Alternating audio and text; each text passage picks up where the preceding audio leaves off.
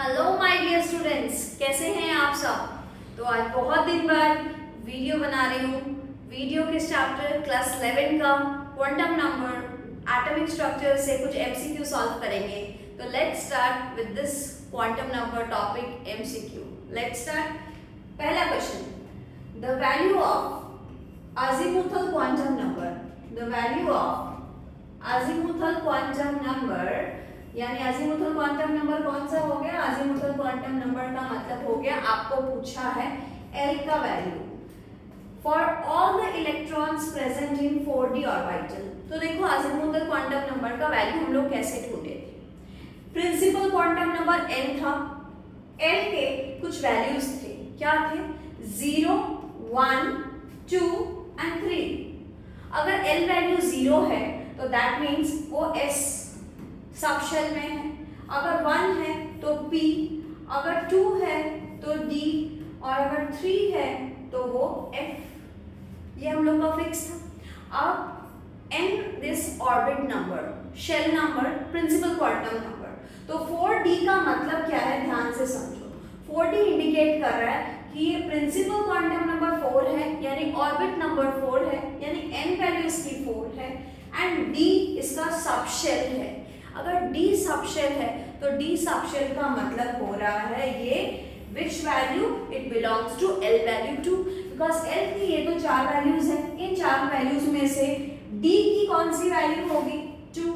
तो हमारा ऑप्शन कौन सा है 2, 3, 4, 1, option A. Option A is correct, option A is correct. तो we proceed to next slide. Next question, the maximum number of 3d electrons, the maximum number of 3d electrons with spin quantum number s equals to -12। तो दो condition हम लोग को मिला है। क्या दो कंडीशन मिला है बाबू। पहला कंडीशन मिला है हम लोगों को 3d ऑर्बिटल है, 3 shell number and d subshell, और स्पिन वैल्यू दे दिया -12। इन दो कंडीशन के, कंडीशन 1, कंडीशन 2, इन दोनों कंडीशन से कितने इलेक्ट्रॉन्स पॉसिबल हैं। तो कितने इलेक्ट्रॉन्स पॉसिबल हैं, सबसे पहले मुझे बताओ D सबशेल में कितने ऑर्बिटल्स पॉसिबल होते हैं। जिसका L वैल्यू 2 है उसका M मैग्नेटिक क्वांटम नंबर क्या होता है -2, -1, 0, +1, +2, यानी इसमें 1, 2, 3, 4, 5 सबशेल्स आर पॉसिबल। और एक एक सबशेल में हम लोग कैसे भरते हैं इलेक्ट्रॉन्स, हंस रूल के हिसाब से। पहले एक एक electron and then electrons are paired up, ठीक है।